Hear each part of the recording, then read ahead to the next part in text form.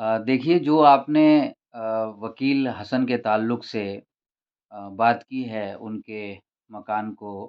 कुछ दिनों पहले जो बुलडोज़र से जो है तोड़ दिया गया, मिसमार कर दिया गया और वो भी डीडीए के कहने पर जो है। दरअसल वकील हसन जो हैं, वो कौन हैं? तो इन तमाम चीज़ों को जानने के लिए कि उनका मकान क्यों तोड़ा गया, डीडीए ने जो है उनके जो मकान को जो है तोड़ने से पहले उन्हें नोटिस क्यों नहीं दिया गया? तो आपको जो है पिछले साल नवंबर के अंदर जाना होगा। आप ही नहीं बल्कि पूरे देश के अंदर जब सिलक्यारा जो टनल था जिसके अंदर 41 मज़दूर जो फँस गए थे, जिसकी वजह से पूरे देश के अंदर उत्तराखंड समेत जो है पूरा देश जो है उसके अंदर हाहाकार मचा हुआ था और सभी लोग जो है फ़िक्रमंद थे उन तमाम 41 मज़दूरों को लेकर कि आखिर इनको जो है किस तरह बचाया जाए। उत्तराखंड की सरकार ने और केंद्र की जो मोदी सरकार है, उन्होंने उन 41 मज़दूरों को बचाने की भरपूर कोशिश की जिसके लिए उन्होंने जो है देश ही नहीं बल्कि विदेश से जो है एक्सपर्ट्स बुलाए थे। हालाँकि एक्सपर्ट भी उस वक़्त जो है नाकाम हो गए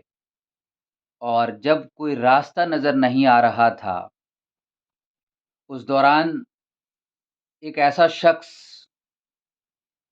एक ऐसा काबिल शख़्स अपनी टीम के साथ जो है वजूद में आया, जिसे वकील हसन कहते हैं। उन्होंने अपनी टीम के ज़रिए वो कारनामा अंजाम दिया जो बड़ी-बड़ी मशीनें और टेक्निकल जो आलात होते हैं,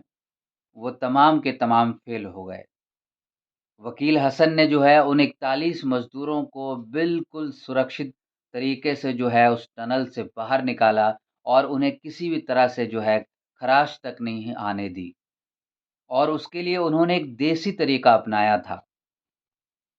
जब उन्होंने ये काम किया तो पूरा मुल्क जो है उन्हें देश का हीरो कहकर पुकारने लगा कि एक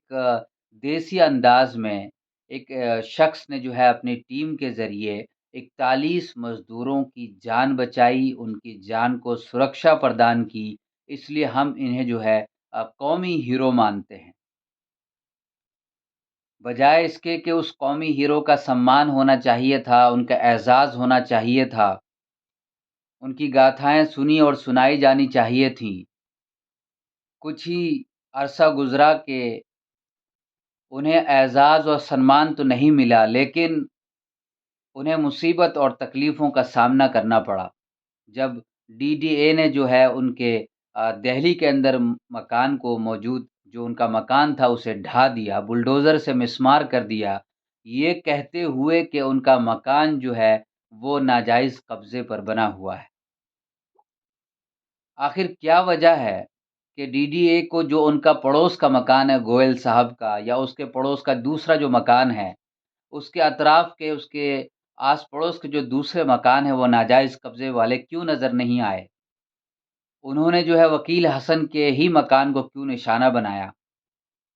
उसे निशाना बनाते हुए उन्होंने तोड़ दिया, मिस्मार कर दिया, उस पर बुलडोज़र चला दिया।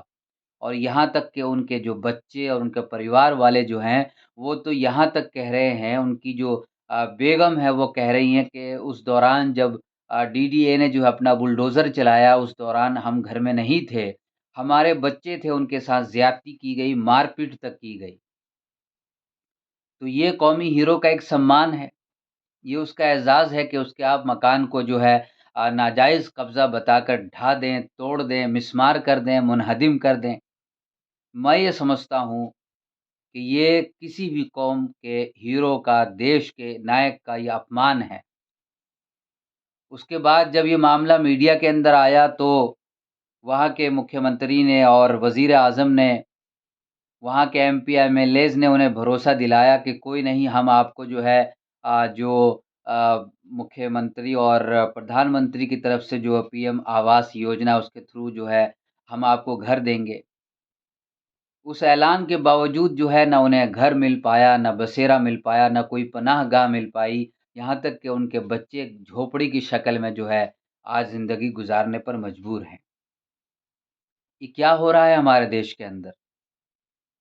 आप डीडीए की अगर बात करें तो डीडीए ने सिर्फ़ उनके मकान को ही नहीं तोड़ा, बल्कि उन 41 मज़दूरों के दिलों को भी ठेस पहुँचाई है, जिनके लिए उन्होंने बगैर किसी तफ़रीक के, बगैर किसी मज़हब और मिल्लत के आगे आकर जो है, उनकी जान को बचाने की कोशिश की थी।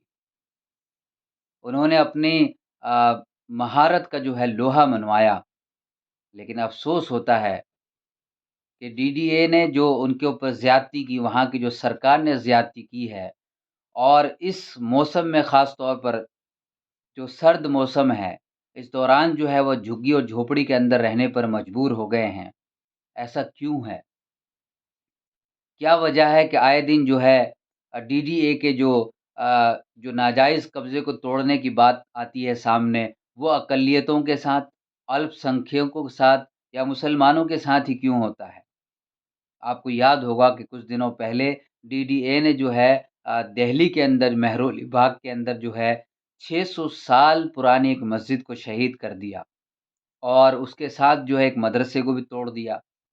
जबकि जो पुरातत्व विभाग जो है महकमा आसार जो कदीमा है, उनका कहना ये था कि ये 150 साल पहले जो है डीडीए तो वजूद में भी नहीं था, तो ये फिर किस तरह उनको जो है तोड़ने का हक है। मैं ये समझता हूँ और केंद्र की सरकार से भी और उत्तराखंड की सरकार से भी अपील करता हूँ कि आप जो है किसी भी इंसान के साथ ऐसे ऐसे इंसान के साथ ख़ास तौर पर जो मुल्क के लिए अपना सब कुछ कुर्बान कर देते हैं, मुल्क के लोगों के लिए सब कुछ कुर्बान कर देते हैं और ख़ास तौर पर बगैर किसी तफ़रीक के, मज़हब और मिल्लत के उठकर लोगों के लिए काम करते हैं। आप ऐसे कौमी हीरोज़ का अपमान मत कीजिए, उनका सम्मान कीजिए, उनकी ज़रूरियात को जो उनकी बुनियादी ज़रूरियात हैं, उसको आप पूरा करिए और वकील हसन के साथ जो है, उनके घर का जितनी जल्दी हो सके आप बंदोबस्त करें ताकि उनके बीवी, बच्चे, उनके परिवार के लोग जो हैं, किसी छत के नीचे जो अपनी ज़िंदगी गुज़ार सकें। मैं ये समझता हूँ कि केंद्र की सरकार जो है, इस मसले पर गौर करेगी और वकील हसन के लिए जल्द से जल्द जो है उनके घर का इंतज़ाम करेगी।